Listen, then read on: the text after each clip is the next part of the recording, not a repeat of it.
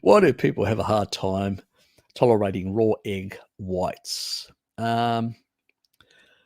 It's believed that some may be genetic and some may be, and that's to the proteins, and then some may be due to gut microbiome related issues, but we're not 100% sure. So there is correlative and associated data of certain genes and certain proteins that people have certain susceptibility to. But then again, when certain people eggs are cooked in a certain way or prepared in a certain way, those same people don't have that issue. And then some people will have issues with cooked stuff and not with the raw stuff, which even makes it more confusing. So there is so many variations to that story. The basic thing is we're not 100% certain.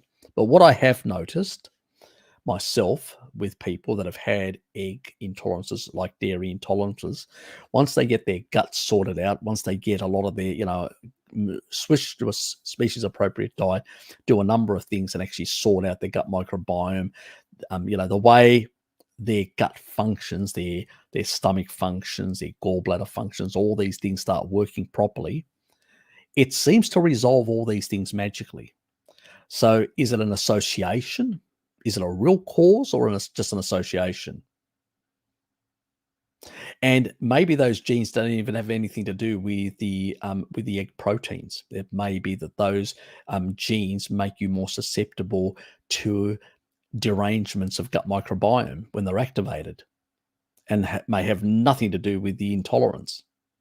And some people may have much more susceptible to gut microbiome derangements. Remember, these are associations, so we don't know whether there is a relationship between the genes and the egg, or genes and the microbiome, or parts of the microbiome, or some sort of or specific parts of the microbiome, like specific strains of bacteria. We don't know. It's all guesswork. And most of the stuff out there has come from guesswork.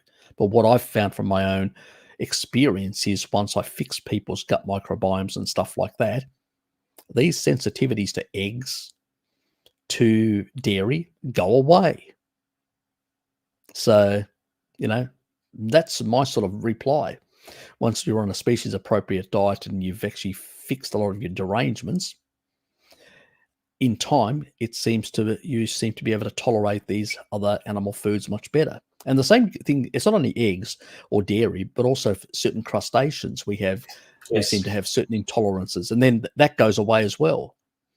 So I think the sensitivity, I